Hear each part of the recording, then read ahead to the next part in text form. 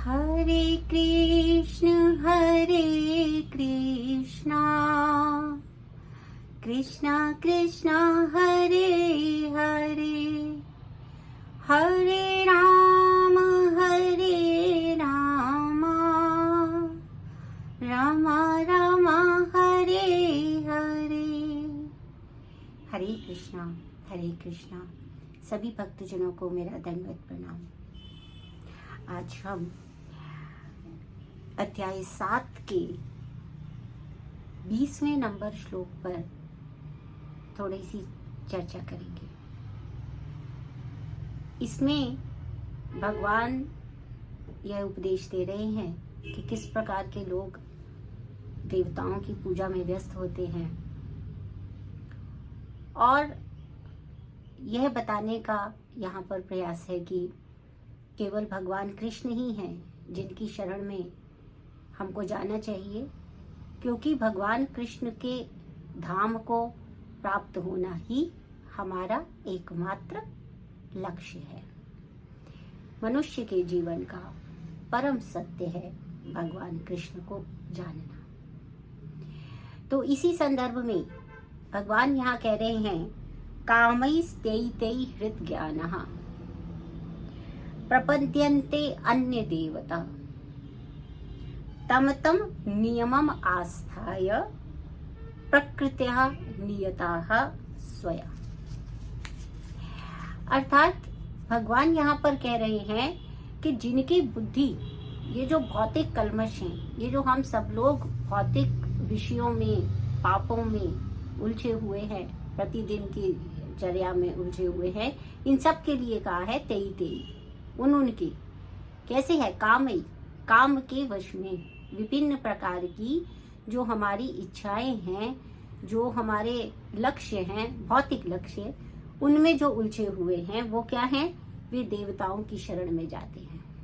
फिर क्या करते हैं, और अपने अपने प्रकृत्या स्वया, अपने अपने स्वभाव के अनुसार वो क्या करते हैं, विविध देवी देवताओं की पूजा करते हैं। यहाँ हम देखते हैं कि बहुत सारे, हम अपने आसपास देखते हैं कि बहुत सारे लोग जो हैं वो छोटी छोटी भौतिक इच्छाओं के लिए, कोई उन्हें बताता है कि इस पाठ को करो, इस देवी देवता की इस प्रकार से पूजा करो तो आपको सुंदर पुत्र प्राप्त होगा, ऐसा करेंगे तो धन संपदा प्राप्त होगी,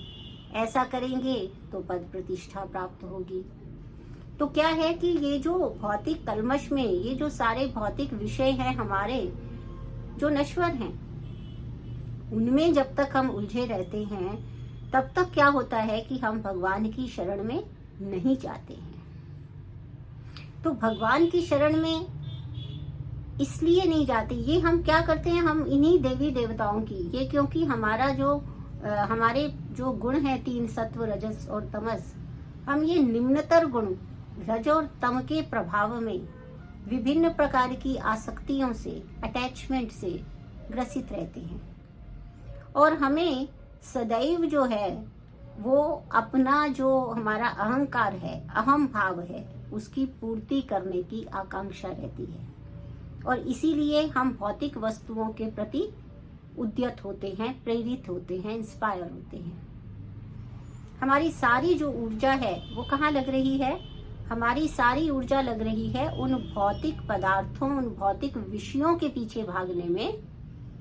जो कि नश्वर हैं और जो मनुष्य के जीवन का अंतिम लक्ष्य नहीं है। तो होता ये है कि इन रज और तम के गुणों के प्रभाव में वो देवी देवताओं की विधि विधान से पूजा करते हैं वो लोग, हम सब लोग कहीं ना कहीं, और उसी में प्रसन्न रहते हैं कि हमने ये बहुत अच्छा विधि विधान से किया, इस प्रकार से वैदिक अनुष्ठानों को किया। विविध वेदों में स्वर्ग की कामना के लिए यज्ञ है, धर्म की कामना के लिए यज्ञ है, इस प्रकार से कई प्रकार की सामग्रियों को एकत्रित करते हैं और सभी विधि विधानों का पालन करते हैं। परंतु ये भूल जाते हैं कि जैसे चैतन्य महाप्रभु जो है वो उसमें कहते हैं कि एकल ईश्वर कृष्णा आर सब भृत्य। अर्थात चैतन्य महाप्रभु कहते हैं कि सभी जो एक ही भगवान जो है, एक ही कृष्ण है और बाकी सब क्या है, उनके दास हैं।